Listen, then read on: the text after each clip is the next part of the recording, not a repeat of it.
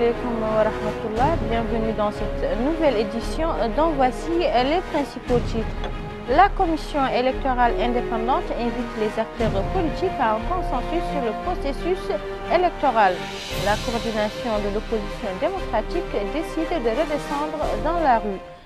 Bienvenue, la Commission électorale nationale indépendante a lancé une vaste campagne de communication et de consultation impliquant les acteurs politiques nationaux afin de parvenir à identifier les voies et moyens qui doivent être traités avec les prochaines élections. L'objectif de la campagne est de créer une consultation dynamique qui soit nécessaire à l'émergence d'un consensus national et encourage l'implication de tout un chacun dans la voie d'un pouvoir électoral global et calme à obtenir des résultats acceptables pour tous.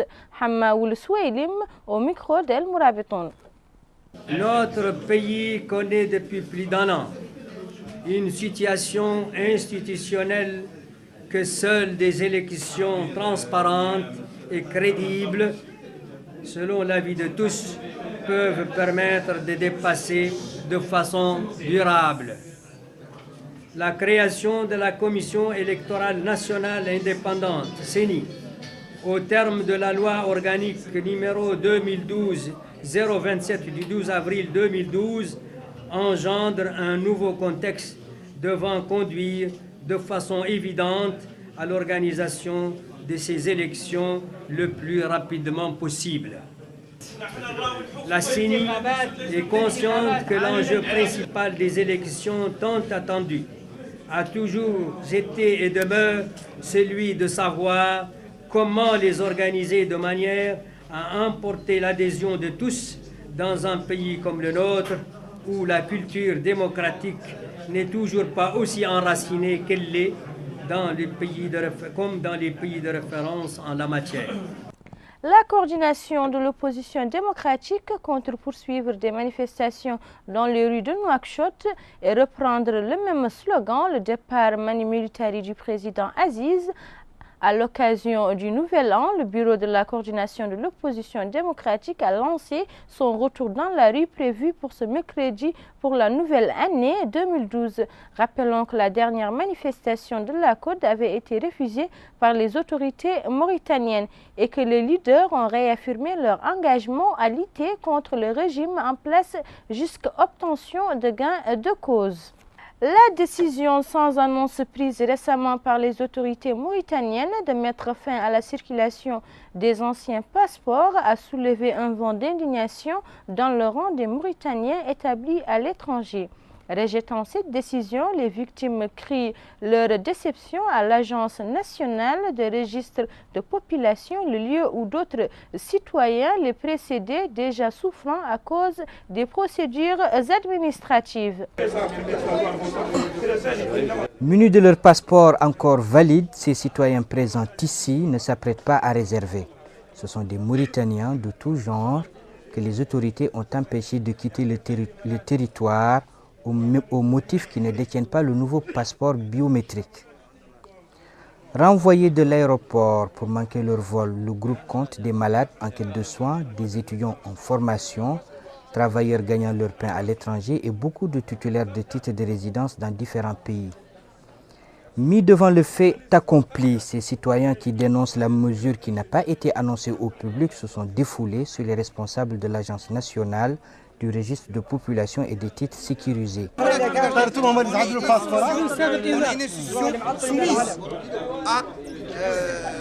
Au ministère de l'Intérieur. La police, la même chose.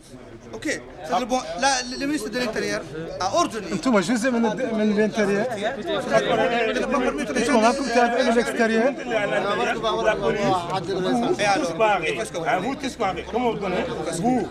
Qu'est-ce que vous voulez?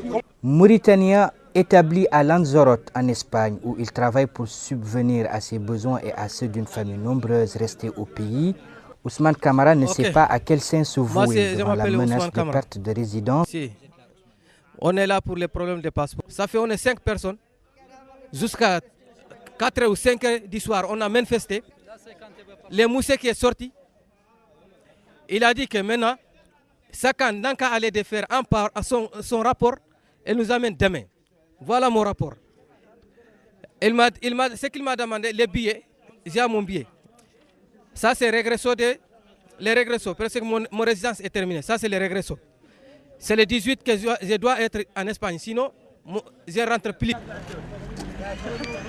Les citoyens rencontrés à l'Agence nationale du registre de population ne comprennent pas le conditionnement de l'acquisition du passeport biométrique par la présentation de la nouvelle carte d'identité dont la période de sortie est longue et donc ne prend pas en compte leur situation particulière.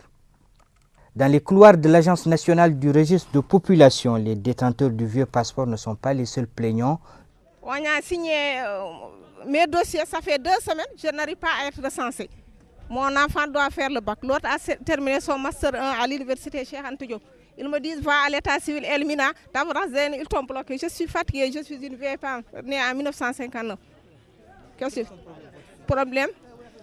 Moi, je ne suis pas encore recensée. Son père a été recensé, moi, je ne suis pas recensée. Je suis d'origine sénégalaise, mariée par un Mauritanien depuis 30 et quelques années. Et je suis fonctionnaire de l'État. Une erreur s'est produite sur le papier de mon enfant qui prépare le concours cette année. Né en 2002, sa naissance figurant sur l'acte est 2012. Depuis 1 mois, je traîne là pour obtenir la rectification. L'enrôlement des citoyens dont l'importance est indiscutable ne passe pas donc sans entraîner des situations malheureuses qui appellent une reconsidération de la vitesse de traitement des dossiers, mais surtout une meilleure appréciation des problèmes cas par cas. Le syndicat indépendant des enseignants du secondaire, en réponse à toutes les initiatives présentées par les enseignants mutés arbitrairement selon eux, organisera le 22 janvier une journée nationale avec des actions de protestation, y compris au niveau de l'enseignement au secondaire, dont un arrêt des cours de 10h à 14h prévu dans l'ensemble du territoire national. Les frappes françaises se poursuivent sur les positions des rebelles maliens, notamment sur la ville de Djabali. Près de 750 soldats français sont désormais déployés sur le terrain au 5e jour de l'opération. Progressivement, la France devra déployer 2500 soldats au Mali et plus de 1000 soldats venant de plusieurs pays africains. C'était tout pour l'actualité d'aujourd'hui. Le rappel des titres. La commission électorale indépendante invite les acteurs politiques à un consensus sur le processus électoral. La coordination de l'opposition démocratique décide de redescendre dans la rue. C'était tout pour l'actualité d'aujourd'hui. Rendez-vous dans nos prochaines éditions.